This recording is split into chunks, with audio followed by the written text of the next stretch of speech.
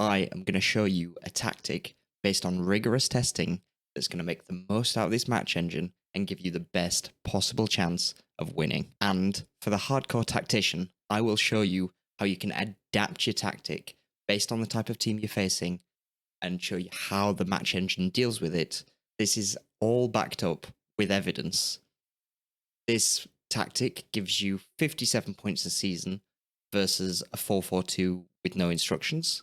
And this is with two equal teams of equal skill playing each other over a 40-game season. So if you're here for the tactic just slapped right in your face, here you go. It's a straightforward 4-4-2 template formation.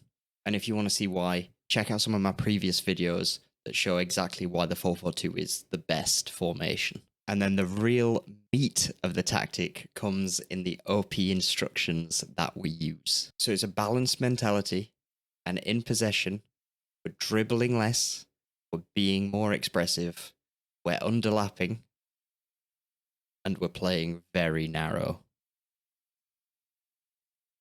Out of possession, we're forcing the opposition outside with a much higher defensive line and a much higher line of engagement. So if this is useful to you and you want to see more of them, please hit me with a subscribe, like the video, let me know that you like them, and I'll make more deep dives into Football Manager. Now, onto the deeper stuff. Now you'll notice that I haven't touched roles, and I haven't touched the in-transition deeper tactical settings. Now that's because a lot of these are contextual. So in our test, all of our players have 10 attributes everywhere.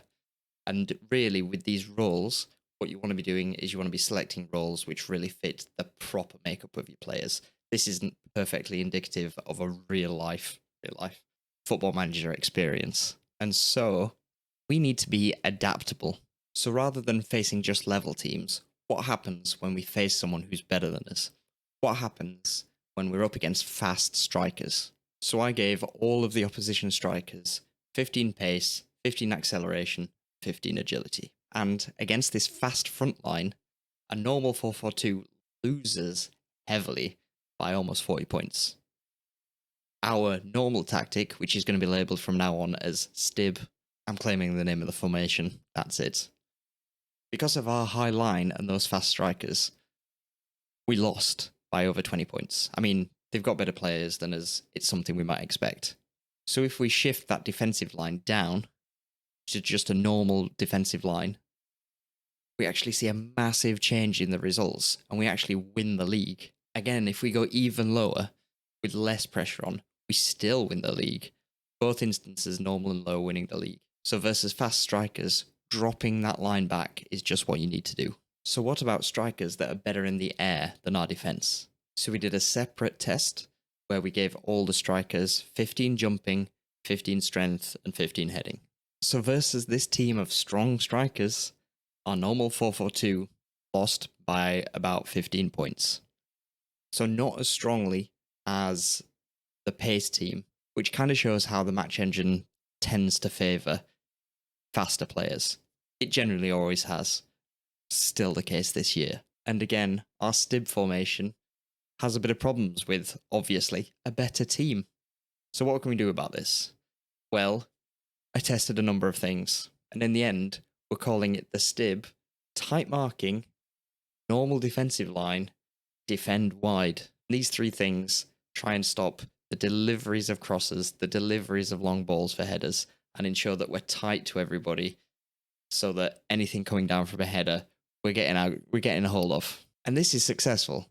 This actually results in us winning the league in spite of playing against a better team for the entire season.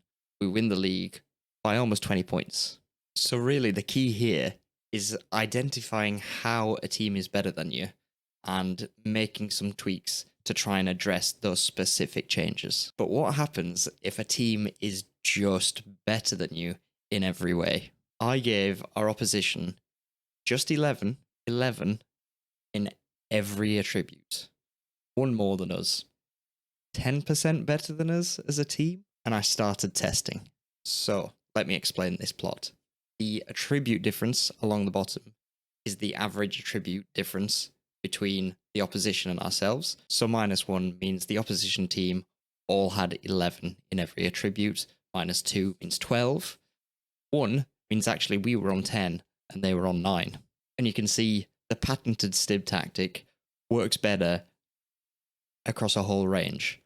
However, it only takes one difference in attribute for the outcome of the league to be vastly different. That's a huge swing between -1 and 0, where it's level teams. And it just shows really how much difference player attributes really contribute to the match engine. So how do we counter this versus the better team? Well, the normal 4-4-2 lost. We tried parking the bus. Wow, do not try parking the bus. Terrible. A 4-1-4-1 part the bus. Lost horrendously. It was like 92 points over the season. Completely banned. Tried our standard instructions just in a 4-5-1, so we have more bodies behind the ball. Just as bad as a 4-4-2. So then I thought, let's drop the press off. So I took our standard tactic, our 4-4-2, but just dropped the press off, got us behind the ball a bit more. Nope, terrible. We lost. Up the press to normal. Again, very similar to the 4-4-2. And in fact, the most successful tactic against an evenly better opposition than us was our own standard tactic. Still lost the league. But I mean, the better than us were expected to lose. So this just shows the match engine favors high pressing still, even against better teams, unless you've got a really strong reason to drop back behind the ball. It's not worth it. And against teams that are just vastly better than you, it's probably better to stick with the tactic that you're comfortable with. And you only want to be making tactical changes if you really have a good idea of what you're trying to combat in the opposition team. And really, attributes have a huge impact on the outcome of the team. It might sound obvious, but it's only a 10% difference. Surely a tactic could cover a 10% difference. And that is where we're going next.